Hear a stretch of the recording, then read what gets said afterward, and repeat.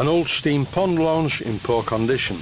Part 6. Cleaning up the engine using a wire brush to remove the flaky paint. Repairing the pipe lagging and trimming part of the main cylinder casting. Repainting the pipe lagging and seeing how the rudder works, as well as looking closely at the available space in the boat. I'm cleaning up the engine using a wire brush.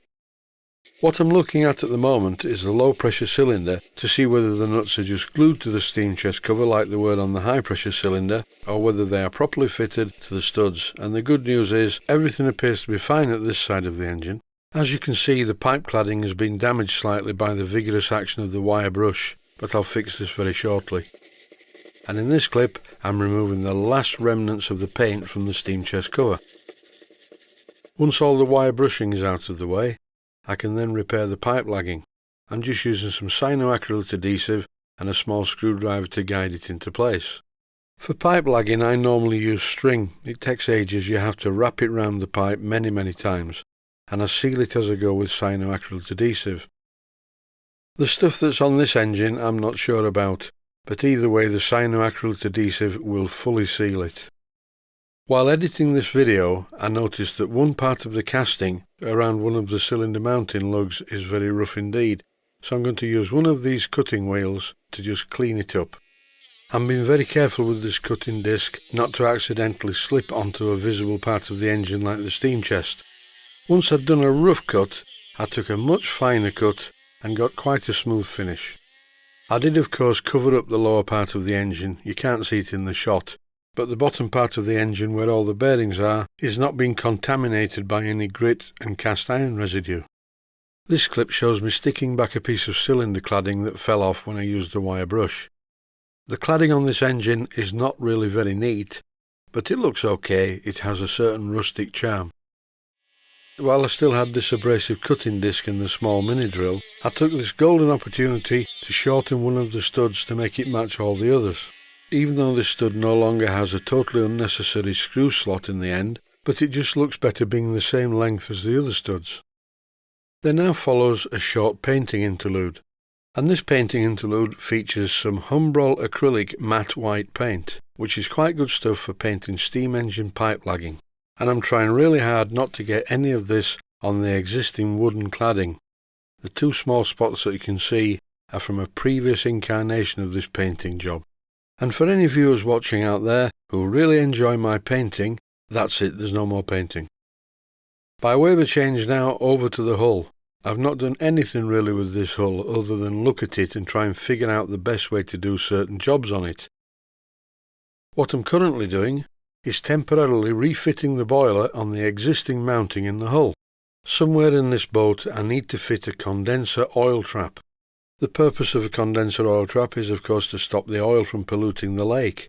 And the problem with this boat is where to put the condenser oil trap. Where I'd like to put it, there is a water pump in the way. This old water pump takes water from the lake and pumps it into the boiler. This is a terrible idea because even with a small inline filter, you're still going to get dirty water residue in the boiler.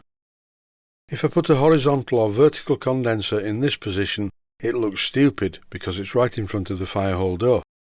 Why do we have a fire hole door on a gas-fired boiler, you ask?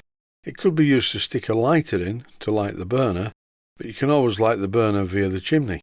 Either way, model or not, a fire hole door, albeit a model fire hole door on a model boiler, must open and look like you could put coal in there. So I think maybe in front of the boiler. There is enough room under the superstructure to put a condenser in here, but the problem is there's going to be a gas burner sticking out there, and while we're on the subject of gas burners, I'd better have a look at the arrangement for the gas cylinder. The only place for the gas cylinder realistically is on a shelf right under the front of the boat. The problem is a commercial gas valve fitted to this tank is too tall to go underneath there anyway. But I do think I have a suitable idea that will work. I will show it as the build progresses. This next bit really had me thinking. This of course is the rudder, and it's very stiff as this is a pond launch. And in the days of pond launches, you set the rudder, you put the boat in the water with the engine running, and off it went. You ran round the other side of the lake to catch it before it smashed into the side. Sounds like great fun after all the work building a boat like this just to let it roam free around a pond. It's bound to smash into the side at some time. During this rebuild, I'm going to make this boat fully radio controlled, and I was really grateful to the builder for making removing the rudder much simpler than I thought it was going to be. In the end, all I had to do was hold the rudder in a fixed position, then undo the square part with a spanner, and then using the protrusion from the brass washer, I removed that, and underneath the brass washer I found some aluminium shim washers, which this brass washer presses down onto the deck and locks the rudder in position. The thread, by the way, is 2BA. Even with the mechanism removed at the top of the rudder shaft in the rudder tube was a very tight fit.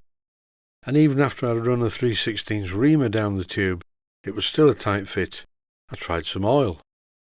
And it was still a tight fit, but not quite as tight, but too tight for radio control. It's most important to make sure that all mechanical parts of a radio control system are free to move and do not bind in any way.